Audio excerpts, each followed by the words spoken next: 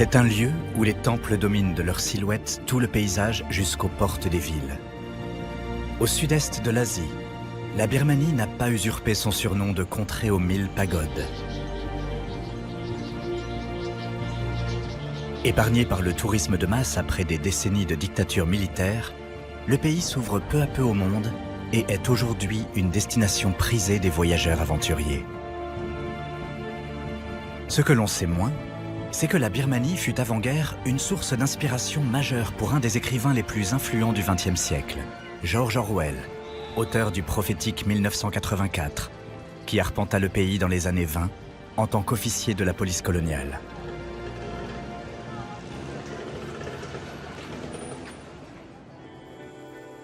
La Birmanie est alors une province de l'Empire britannique des Indes.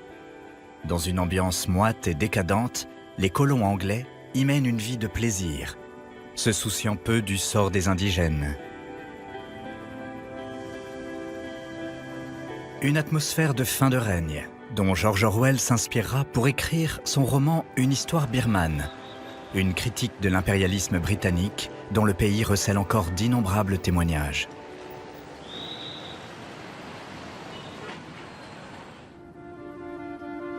Ah, quel plaisir que d'aller faire un tour à Rangoon, se précipiter à la librairie Smart & Muckerdom pour y trouver les nouveaux romans venus d'Angleterre, et dîner chez Anderson avec les steaks de bœuf et le beurre qui avaient parcouru 8000 miles sur un lit de glace.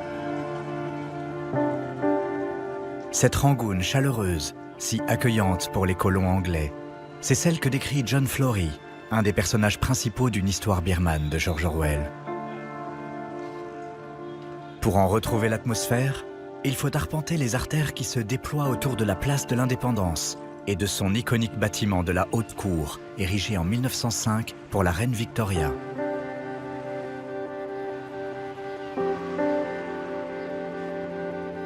C'est là que se trouvent les derniers immeubles coloniaux de la cité, dont les imposantes silhouettes rappellent le pouvoir passé des Anglais sur la région.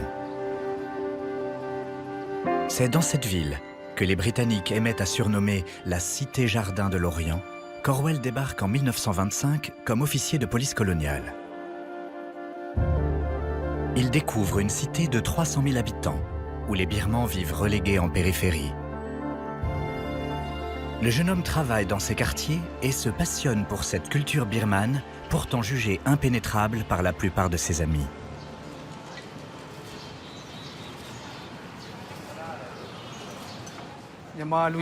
La période de sa vie où il a vécu en Birmanie l'a énormément influencé. Il avait même adopté certains aspects de la manière de vivre birmane. Il portait parfois des longuisses, l'habit traditionnel, et s'était fait faire des tatouages birmans sur les cuisses. C'était un vrai gentleman birman. Si les longuis, ces pièces de tissu enserrant la taille, sont encore largement portées, il ne reste en revanche que peu de choses de la Rangoon de George Orwell. Endommagés par un séisme dans les années 30, la plupart des bâtiments de la vieille ville ont ensuite été laissés à l'abandon par la junte militaire.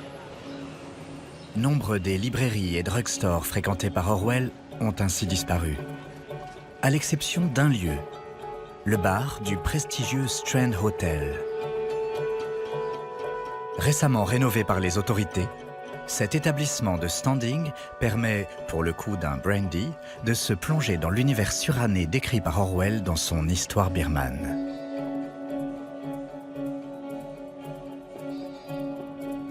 Il avait vécu en symbiose avec 4 copains qui consacraient toute leur énergie à la débauche. Et quelle débauche! Ils se tapaient du whisky qu'au fond d'eux-mêmes ils exécraient, faisant cercle autour du piano, en braillant des chansons incroyablement salaces et ineptes.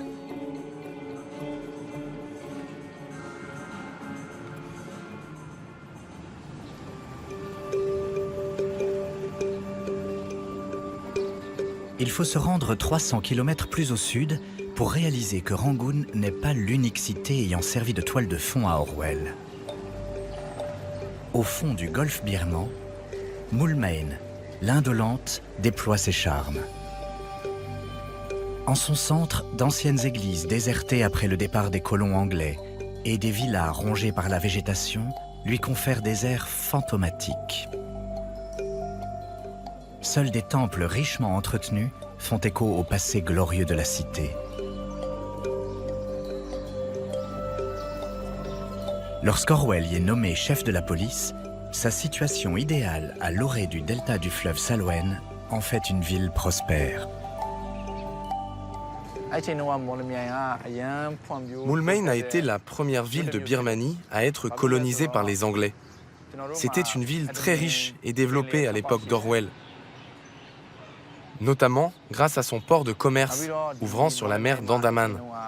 Et puis, elle était entourée de grandes forêts de teck. Des éléphants spécialement entraînés pour cela dans des camps ramenaient le teck vers la ville. C'est ça qui a fait sa richesse. Les éléphants ont depuis longtemps été relégués dans des parcs animaliers à la périphérie des cités birmanes. Mais à l'époque, il n'était pas rare d'en voir à l'œuvre dans les rues de Moulmein. C'est d'ailleurs l'un d'eux qui va bousculer le destin du jeune officier. Un matin, alors qu'il était au club, un officier a appelé Orwell pour l'informer qu'un éléphant était devenu fou. Il est parti pour voir ce qu'il en était, mais avant qu'il n'arrive sur place, l'éléphant avait déjà saccagé un bazar et piétiné à mort un coulis indien.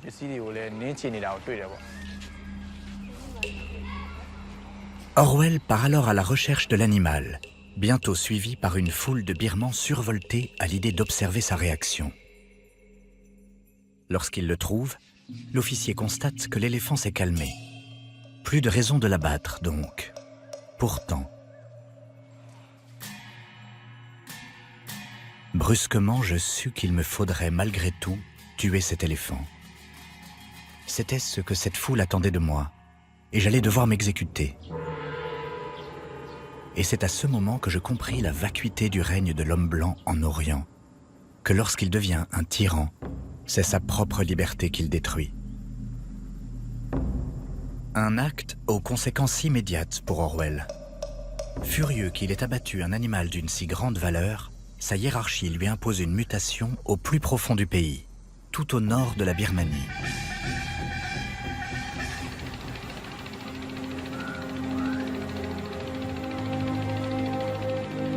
À une centaine de kilomètres de la frontière chinoise, Kata déroule ses plages de sable le long de l'Irrawaddy.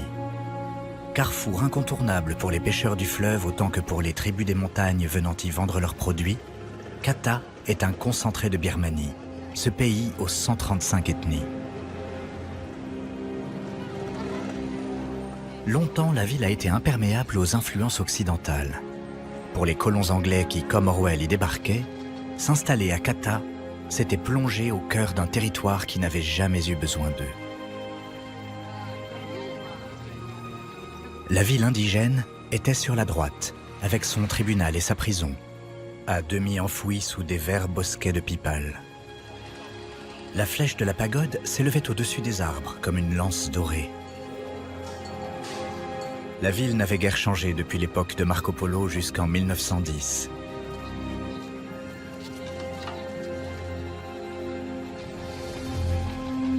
Pour qui a lu Une histoire birmane, le premier roman d'Orwell, se promener à Kata donne l'étrange impression de pénétrer au cœur de l'œuvre. Le cimetière, le court de tennis, la maison du commissaire adjoint. Tous les bâtiments clés du livre sont encore là, jusqu'à la demeure occupée par Orwell durant son séjour. Ce précieux héritage, Nyoko Neng, un graphiste installé à Kata, a décidé de le mettre en valeur. Nous sommes en train de rénover la maison où Orwell a vécu. Nous comptons en faire un musée qui sera dédié à ce romancier mondialement connu, et tout spécialement à la période de sa vie qu'il a passée ici, chez nous, à Kata.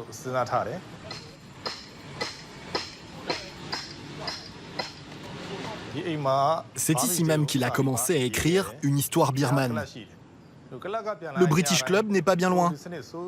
À chaque fois qu'il en rentrait, il ruminait les comportements abjects dont il avait été témoin.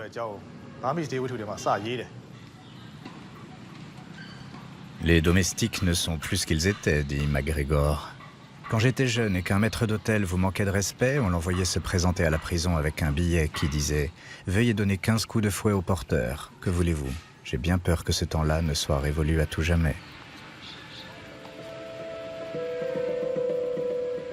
Un vase clos, dans lequel macèrent une poignée de fonctionnaires coloniaux, vivant leur affectation comme une relégation, et que seul l'alcool et le mépris des indigènes parviennent à réunir.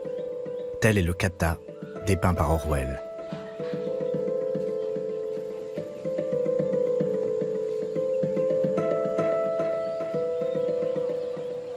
C'est là, dans le club, qu'ils se rassemblaient entre semblables, entre colons, sans que jamais un Birman n'y pénètre. Dans son roman, Orwell tenait absolument à dénoncer ce racisme et tout ce que le colonialisme a de mauvais.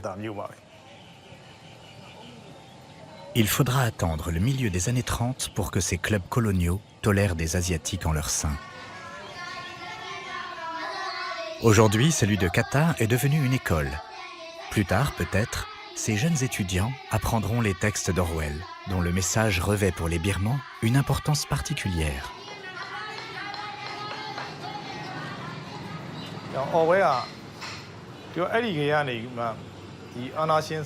Pour moi, Orwell a d'une certaine manière prédit ce qui allait se passer ici durant la dictature de la junte militaire.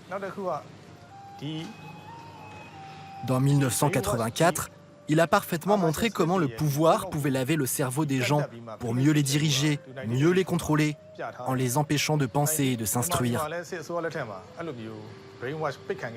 C'est quelque chose qui nous parle vraiment à nous, les Birmans, parce que c'est exactement ce que nous avons vécu.